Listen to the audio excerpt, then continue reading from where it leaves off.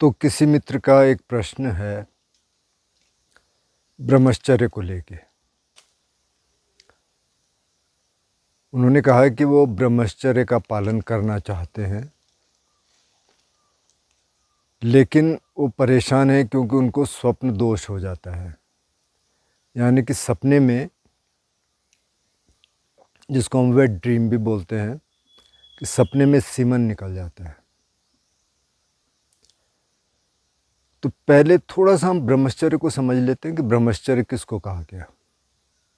देखिए, broader term में ब्रह्मचर्य का मतलब है आध्यात्मिक जीवन, यानी ब्रह्म, जिसकी यात्रा ब्रह्म की तरफ हो। ब्रह्मा कैसे जीता है? ब्रह्मा अनंत मैत्री, अनंत करुणा, अनंत मुदिता और अनंत उपेक्षा में जीता है। तो उन गुणों को हम धीरे धीरे अपने अंदर लाने की कोशिश कर रहे हैं। यही ब्रॉडर टर्म में ये ब्रह्मचर्य है। अब नैरो टर्म में ब्रह्मचर्य का मतलब हो गया सेलिबेसी, मतलब कोई भी सेक्सुअल एक्टिविटी का न करना। तो बुद्ध ने जो 5 शील दिए, उसमें जो तीसरा शील है वो भिक्षु भिक्षुणियों के लिए अलग है और गृहस्थों के लिए अलग है। उसकी भाषा थोड़ी सी अलग है। जो भिक्षुओं के लिए है वो तो है अब्रह्मचर्यं वेरमणि सिक्खापदं समादियामि। लेकिन जो गृहस्थों के लिए वो है कामेषु मिच्छाचारा वेरमणि सिक्खापदं समादियामि। तो उनके लिए तो ब्रह्मचर्य का शील है, मतलब कोई भी सेक्सुअल एक्टिविटी वर्जित है। और इसको इसलिए इतनी इम्पोर्टेंस दी जाती है कि अगर कोई भिक्षु भिक्षुणी सेक्सुअल इंटरकोर्स कर दे तो वो आजीवन बाहर हो गए। इसको बोलते पराजिका। ऐसे 4 पराजिका हैं, एक इसमें से ये है। और वो दोबारा फिर भिक्षु भिक्षुणी नहीं बन सकते। तो इसलिए इसको बहुत ज़्यादा महत्व दिया जाता है। लेकिन ब्रॉडर टर्म में ये था आध्यात्मिक जीवन। अब आते हैं आपके सवाल पे। आपने एक सवाल किया था कि मुझे स्वप्न दोष होता है, लेकिन मैं ब्रह्मचर्य का पालन करना चाहता हूँ। देखिए, स्वप्न दोष बहुत स्वाभाविक प्रक्रिया है। आप किसी डॉक्टर से पूछ लीजिए, किसी सेक्सोलॉजिस्ट से। बाय द वे, मैं कोई डॉक्टर नहीं हूँ, कोई सेक्सोलॉजिस्ट नहीं हूँ, कोई साइकोलॉजिस्ट नहीं हूँ। मैं जो सामान्य ज्ञान है उसके हिसाब से आपको जवाब दे रहा हूँ, और जो कुछ और साधकों के जो एक्सपीरियंसेस हैं, जो मेरे खुद के एक्सपीरियंसेस हैं, उसके हिसाब से मैं बात कर रहा हूँ। तो स्वप्न दोष बहुत स्वाभाविक प्रक्रिया है। जैसे टीन एज से लेके और 20s, 30s, 40s, कई बार इन 50s में ये हो सकता है।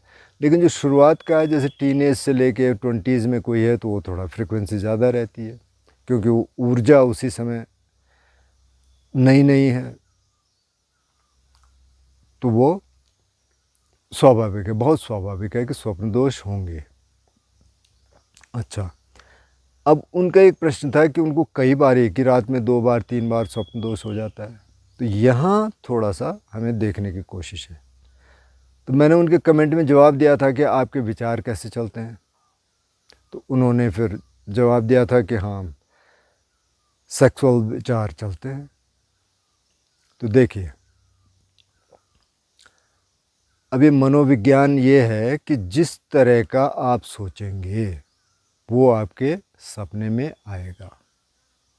मतलब आप किसी भी साइकोलॉजिस्ट से पूछेंगे, या जो सपनों पे जो काम करते हैं उनसे पूछेंगे, तो वो कहते हैं भाई 98% जो सपने हैं वो रोज़मर्रा के, हमने कुछ कहा किसी को, कुछ किया, कुछ सोचा, कुछ देखा, कुछ सुना, वो रात को सपने में आ जाता है, क्योंकि ताज़ा ताज़ा रहता है।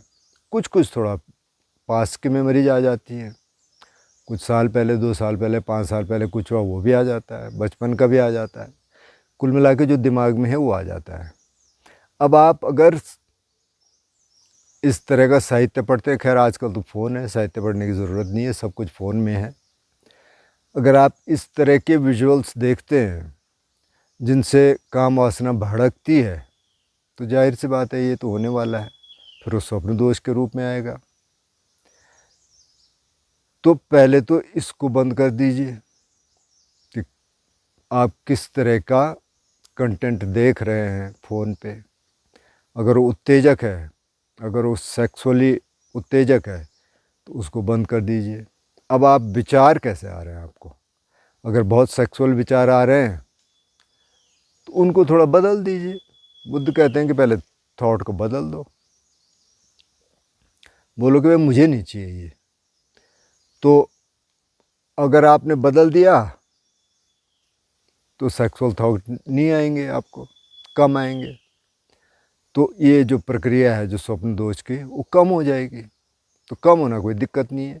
दूसरा ये है कि स्वप्न दोष से ब्रह्मचर्य नहीं टूटता, क्योंकि आप एक्टिवली कुछ नहीं कर रहे हैं, ये तो हो रहा है अपने आप।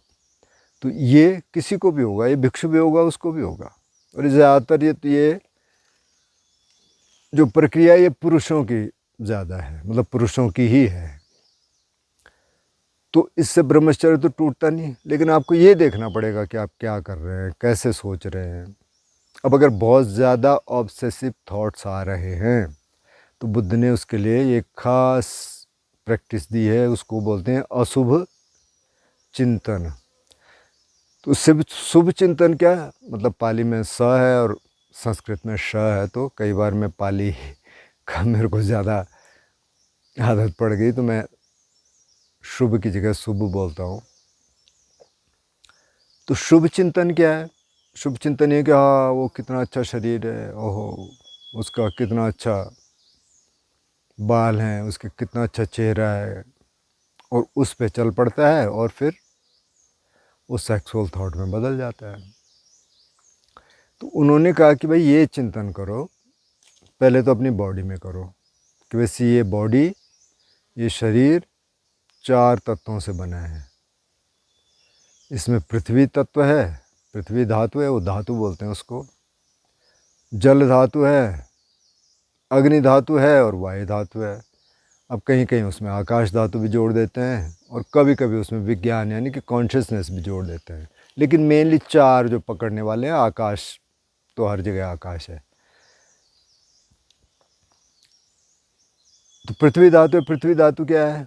बाल है, त्वचा है, हड्डियां हैं, दांत हैं, नाखून हैं, जो ऑर्गन्स हैं अंदर के, जो हृदय है उसके जो सॉलिड पार्ट्स हैं वो है, और जो हैं फेफड़े हैं, आमाशय है, जो आपके इंटेस्टाइन्स हैं, जो आते हैं उनके जो पार्ट्स हैं, और जो नीचे के हिस्से हैं, ये सब सॉलिड है। अच्छा, जल क्या है? जल धातु क्या है? अब ऊपर से शुरू करें तो ये सलाइवा है, मतलब लार है, स्नॉट है। अंदर जाएंगे तो और जो डाइजेस्टिव जूसेस हैं, खून है, पेशाब है, ये सब लिक्विड है, ये सब जल धातु है। अग्नि धातु है कि अब गर्मी है अंदर, और अगर गर्मी न रहे, गर्मी कम हो जाए तो फिर दिक्कत हो जाती है। यानी जब शरीर एकदम ही ठंडा हो जाए तो फिर यहाँ से छुट्टी हो जाती है। तो इसलिए गर्मी का रहना भी ज़रूरी है। तो गर्मी है। अच्छा, वायु धातु है, सबके पेट में वायु बनती है, गैस बनती है। उन्होंने कहा कुछ गैस है ऊपर से निकलती है यानी मुंह के रास्ते, कुछ गैसें नीचे से निकलती है। यही है, ये शरीर है। अब इससे इस मेडिटेशन को जब आप करें तो आप आंख बंद कर लें और ऊपर से देखें क्या क्या। अच्छा, ये बाल हैं, तो पहले तो आपको वहाँ टेंशन ले जाने की ज़रूरत है। ये स्किन है, ये बॉडी, ये हड्डियाँ हैं, ये दांत हैं, ये मेरे इंटरनल ऑर्गन्स हैं, ये स्किन है, ठीक है। और इसी तरह से जिसका मैं चिंतन कर रहा हूँ उसका शरीर भी ऐसी ही है। अब इसका मतलब ये नहीं बिल्कुल भी कि हम किसी के प्रति घृणा जगाएंगे, ये घृणा के लिए नहीं, ये उस ऑब्सेशन को तोड़ने के लिए, जो बार बार दिमाग में आता है, उसको तोड़ने के लिए कि भाई इतना अट्रैक्टिव भी नहीं, ये अनअट्रैक्टिवनेस भी है बॉडी में, और ये है, मेरे में भी है, उसमें भी है। उन्होंने कहा अगर इससे भी न जाता हो तो इसको बहुत केयर से करना है, और उसी को करना है जिसको बहुत ज़्यादा ऑब्सेसिव थॉट्स आ रहे हैं और वो उनको रोकना चाह रहा है। तो इसमें कंट्रोल नहीं है, इसमें समझने वाली बात है। तो पहले तो इससे ऑब्सेशन टूट जाएगा। अगर नहीं टूटता, उन्होंने कहा इमेजिन करिए जिसका आप चिंतन कर रहे हैं, इमेजिन करिए कि कोई अभी अभी ताज़ी कोई बकरी की खाल किसी ने निकाली और उसमें से भी खून भी निकल रहा है, और उस व्यक्ति ने, उस लड़की ने वो अपने सिर के ऊपर ओढ़ रखा है, तो इसमें से खून भी निकल रहा है। ऐसे एक बार इमेजिन करके देखिए। अब फिर से इसका मतलब ये नहीं है कि वितृष्णा जगाना है, इसका मतलब ये है कि जो बार बार जो विचार आ रहे हैं उनको थोड़ा अलग करना है, ताकि आप शांति से रह सकें, ताकि ऑब्सेशन टूट सकें। तो ये करके देखिए। पहले तो आप विचार को थोड़ा सा बदल के देखिए, उससे भी काम हो जाएगा। और ये कभी कभार होना बहुत स्वाभाविक प्रक्रिया है, तो उससे कोई ज़्यादा दिक्कत वाली बात है नहीं। उसको मत सोचिए कि ये ब्रह्मचर्य का पालन नहीं हुआ, और ब्रह्मचर्य से उससे ब्रह्मचर्य नहीं टूटता। और बाकी इसमें बहुत ज़्यादा स्ट्रिक्ट होने की भी ज़रूरत नहीं है मेरा ख्याल, जो गृहस्थ है, कि अगर कभी कभार कोई सेक्सुअल एक्टिविटी हो गई तो कोई ज़्यादा दिक्कत वाली बात है नहीं, क्योंकि बुद्ध ने कहा कामेषु मिथ्याचार है, मतलब मिथ्या आचरण। मिथ्या आचरण क्या है कि अगर आपका कोई पार्टनर है तो आप चीटिंग करते हैं, आप किसी और के साथ भी आपका संबंध है, मतलब मल्टीपल रिलेशंस हैं, वो मिथ्याचरण हो जाएगा। किसी से आप ज़बरदस्ती कर रहे हैं, वो मिथ्याचरण हो जाएगा। कोई माइनर है जो अपने माँ बाप की कस्टडी में है, जो अपना डिसीजन खुद नहीं ले सकती, उसके साथ आप रिलेशंस बनाते हैं, तो वो मिथ्याचरण हो जाएगा, वो व्यभिचार हो जाएगा। और किसी ऐसी महिला से या लड़की से आपके संबंध हैं जो अपने बारे में ज़्यादा सोच नहीं सकती, यानी कि रिटार्टेड है थोड़ा सा, जिसके सोचने समझने की क्षमता कम है, वो व्यभिचार की श्रेणी में आएगा। तो ये अंडरस्टैंडिंग होनी चाहिए पहले, और इसको बहुत ज़्यादा टेंस नहीं बनाना चाहिए। आराम से, ठीक है, अगर आप कोई सेक्सुअल एक्टिविटी आपसे हुई, ठीक है, लेकिन आप ब्रह्मचर्य का जीवन जीना चाहते हैं, हाँ ठीक है, अच्छा मैं अब कोशिश करूँगा। और फिर आप उन थॉट्स को पहले अलग करने की कोशिश करिए। ऐसे उत्तेजक चीज़ें मत देखिए जिससे उत्तेजना भड़कती है। तो धीरे धीरे धीरे धीरे इसमें आपको फ़ायदा होगा। तो फिर बताइए क्या हुआ। करीब 15 दिन, 20 दिन, 1 महीना कोशिश करके फिर बताइए कि कुछ फ़ायदा हुआ या नहीं।